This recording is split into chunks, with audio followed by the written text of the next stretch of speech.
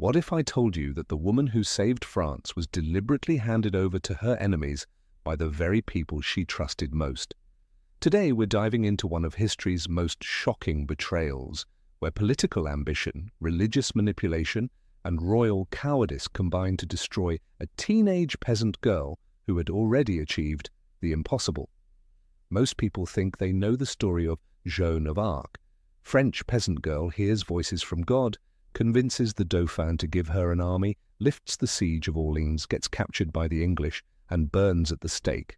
Case closed, right? Wrong. What really happened is so much darker, so much more calculated, and involves betrayals at the highest levels of French society that historians have spent centuries trying to uncover the truth.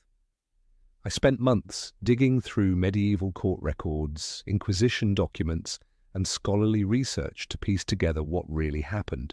And what I discovered will fundamentally change how you see not just Joan of Arc, but the entire political and religious power structure of medieval Europe. Let's start with the moment everything went wrong. May 23rd, 1430, outside the walls of Compiègne. Joan of Arc, now 19 years old and at the height of her military success, is leading a sortie against Burgundian forces besieging the city. But something strange happens during the retreat. The gates of Compiègne close just a little too early. Joan, fighting at the rear to protect her men, suddenly finds herself cut off from safety. Within minutes, she's pulled from her horse by Burgundian soldiers. The Maid of Orléans, who had seemed invincible for over a year, is now a prisoner.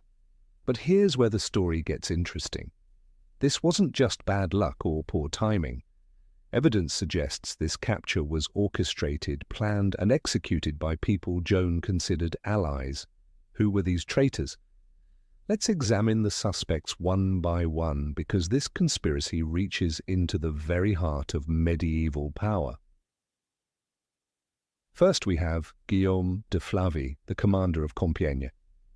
He's the man who gave the order to close the gates, leaving Joan stranded outside. Officially, he claimed he was protecting the city from being overrun. But Guillaume had been having secret negotiations with the Burgundians for weeks before Joan's capture. Documents discovered centuries later reveal he had been promised significant territories and titles in exchange for cooperation. But Guillaume was just the instrument. The real orchestrator was someone much more powerful, someone Joan had trusted completely, Georges de Latrimmo, the chief advisor to the Dauphin. Latrimmo had initially supported Joan because she served his political purposes, but by 1430 Joan had become a problem. She was too independent, too popular with the common people, and most dangerously, she was pushing for an immediate march on Paris that would have disrupted Latrimmo's careful diplomatic negotiations with the Burgundians. Latrimmo had been secretly working toward a separate peace with Burgundy, one that would maintain his own power, but potentially leave large parts of France under foreign control. Joan's vision of complete French liberation threatened everything he had built. So he made a choice that would haunt French history. He decided Joan had to go, but the betrayal goes even deeper than French court politics. The English, who desperately wanted Joan eliminated, had put a massive bounty on her head, 10,000 livres, an astronomical sum for the time. But they were smart about it. They didn't just want her killed on the battlefield where she could become a martyr. They wanted her destroyed, delegitimized, proven to be a heretic and a fraud. Enter the University of Paris and the French Inquisition. Here's where the story becomes truly sinister. The Inquisition wasn't some foreign institution imposed on France.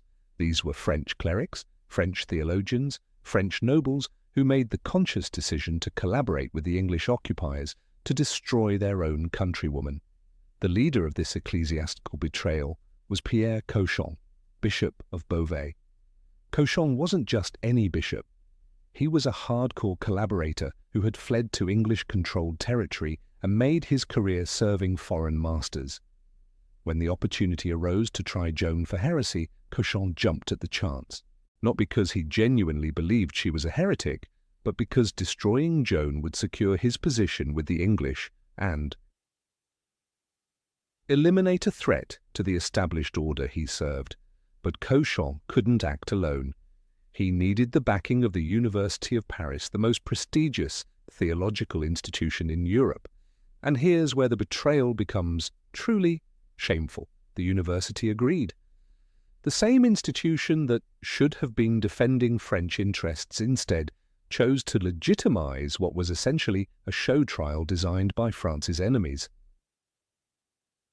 Why would French religious authorities collaborate in destroying Joan? The answer reveals the ugly truth about medieval power structures. Joan represented something terrifying to the established order, the idea that God might speak directly to ordinary people, bypassing the entire ecclesiastical hierarchy.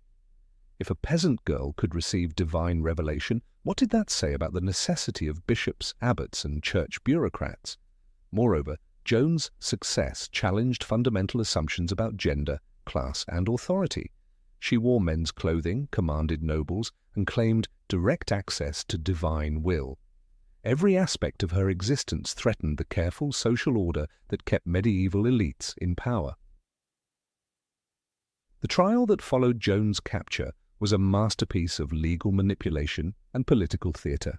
The English paid for it, Cauchon orchestrated it, and the University of Paris provided academic cover for it. But the proceedings revealed just how desperate they were to destroy Joan's credibility. They couldn't charge her with military crimes because her victories were too obvious. They couldn't accuse her of moral corruption because her personal conduct was irreproachable. So they focused on technicalities: her refusal to submit to church authority, her insistence on wearing male clothing, and her claim that she could distinguish between the voices of saints and demons. The trial records, which survive to this day, show a 19-year-old girl facing down a room full of learned theologians and canon lawyers, all determined to trap her into condemning herself. What's remarkable is how well she held up under this pressure. Time and again, Joan demonstrated a theological sophistication that amazed even her enemies.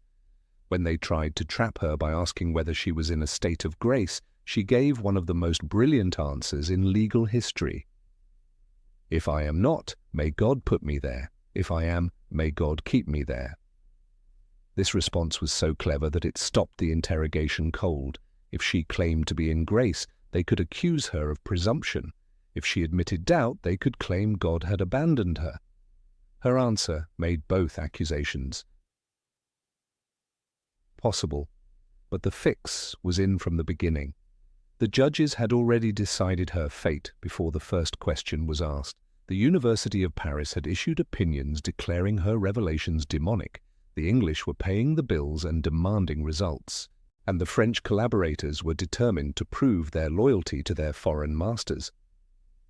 Even when Joan finally broke under torture and briefly recanted her claims, they couldn't let her live.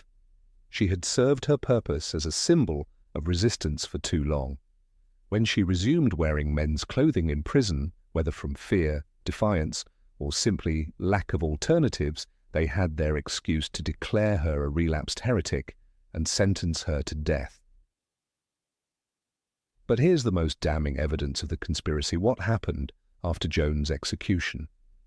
If she had truly been a dangerous heretic, if her voices had really been demonic, then her death should have ended the matter. Instead, within months of her burning, the political situation began shifting dramatically in France's favor. Charles, the Dauphin Joan had crowned, suddenly found the resources and will to mount a serious campaign against the English. The same nobles who had abandoned Joan to her fate began winning victories. It was almost as if removing Joan had eliminated not a threat to France, but an obstacle to certain powerful people's plans. The most telling evidence comes from what happened 25 years later. In 1455, Pope Calixtus III authorized a retrial of Joan's case. This wasn't just a formality or a gesture of rehabilitation. Church authorities had discovered evidence that the original trial had been fundamentally corrupt, that witnesses had been intimidated, that legal procedures had been violated, and that the entire process had been designed to reach a predetermined conclusion. The retrial revealed the full scope of the conspiracy. Testimony from participants in the original trial painted a picture of systematic intimidation and manipulation. Several judges admitted they had been pressured to find Joan guilty. Key witnesses revealed they had been threatened or bribed. The entire facade of legitimate religious authority crumbled under examination. But perhaps the most damning revelation was this. Many of the same French nobles and clerics who had abandoned Joan to the English were quick to claim credit for her successes once the political winds changed. Latrimmo, who had arguably orchestrated her capture, spent his later years boasting about his role in Joan's early victories. Cauchon's collaborators suddenly remembered their French patriotism when English power began to wane. The retrial officially declared Joan innocent and proclaimed her a martyr. But this vindication came too late for Joan herself, and it couldn't undo the damage that had been done to the very concept of loyalty and honor in medieval France. So who really betrayed Joan of Arc? The answer is almost everyone in a position to save her. The French court that used her when convenient and abandoned her when she became inconvenient. The religious authorities who put institutional preservation ahead of justice. The military commanders who prioritized their own advancement over loyalty to their most successful leader. But the deepest betrayal may have come from the very system that created the need for someone like Joan in the first place.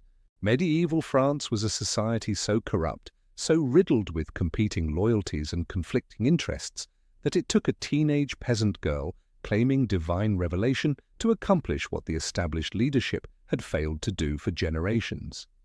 Joan succeeded not because the system worked, but because she operated outside the system entirely. She bypassed the normal chains of command, ignored traditional social hierarchies, and appealed directly to popular French nationalism at a time when the concept barely existed among the elite. This is why she had to be destroyed. Joan's example suggested that ordinary people, guided by conscience and conviction, could achieve what trained professionals and established authorities could not. This was a lesson that medieval power structures could not allow to stand. The tragedy of Joan of Arc isn't just that she was betrayed by individuals seeking personal advantage. It's that she was betrayed by an entire system of power that viewed her success as more dangerous than French defeat. Her betrayers weren't just cowards or opportunists. They were the logical products of a social order that prioritized stability over justice, procedure over results, and institutional preservation over national survival.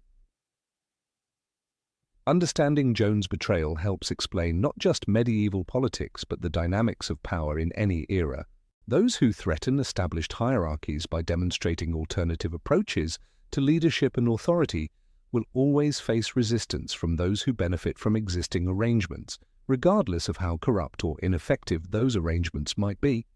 The secret case of the Inquisition against Joan of Arc reveals something profound about human nature and political power. It shows how easily justice can be perverted when institutional interests align against an individual, no matter how righteous their cause or remarkable their achievements. Joan of Arc was betrayed not by her enemies but by her allies, not by foreigners but by her fellow French citizens, not by the ignorant but by the educated and sophisticated. Her story serves as a permanent warning about the fragility of honor and loyalty when they conflict with power and self-interest. In the end, Joan's greatest victory may not have been lifting the siege of Orléans or crowning the Dauphin at Reims. It may have been forcing her betrayers to reveal their true nature, creating a historical record that exposes the moral bankruptcy of those who chose personal advancement over national survival and institutional preservation over individual justice. The girl who saved France was destroyed by the very France she had saved, but her destruction illuminated truths about power, loyalty, and courage that continue to resonate centuries later. Joan of Arc's betrayal remains one of history's most shocking examples of how societies can turn on their greatest heroes when those heroes become inconvenient to the powerful. That's the real secret of Joan of Arc's case. She wasn't just betrayed by individuals seeking advantage, but by an entire civilization that couldn't tolerate the implications of her success.